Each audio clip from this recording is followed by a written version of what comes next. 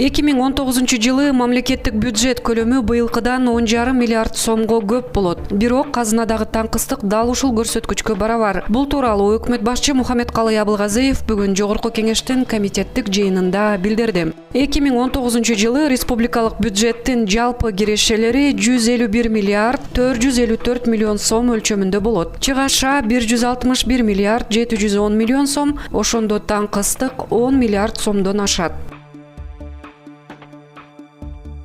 Бүгүн Коопсуз шаар долбоорунун биринчи этабын ишке ашыруу боюнча келишимге кол коюлду.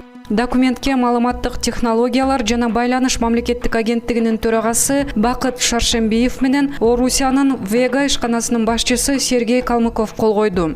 Шарт боюнча Вега 3 ай ичинде фото жана видеого тартуу боюнча жабдууларды монтаждап бүтүшү керек. Келишим баасы 1 миллиард 195 миллион сом. Коопсуз шаар долбоорун 2012 жылы Өмүрбек Бабановдун өкмөтү баштаган. Ошондон бери ал аягына чыкпай келген.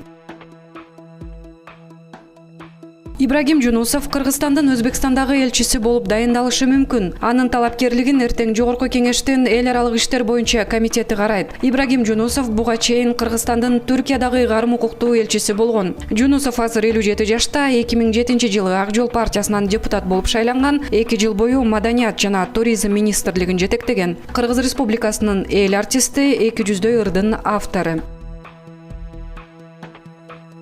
Алимент төлөөдөн качкан Кыргызстандын жараны чек арадан кармалды. Балдарына каралашпаганы үчүн анын Кыргызстандан чыгышына тыюу салынган. Бирок ата мунун да жолунта башка бирөөнүн паспорту менен Казакстанга өтөөрдө колго түштү. Чек арачылар аны милиция кызматына өткөрүп берди. Расмий маалымат боюнча Кыргызстанда 38 000 ата алимент төлөөдөн качып жүрөт.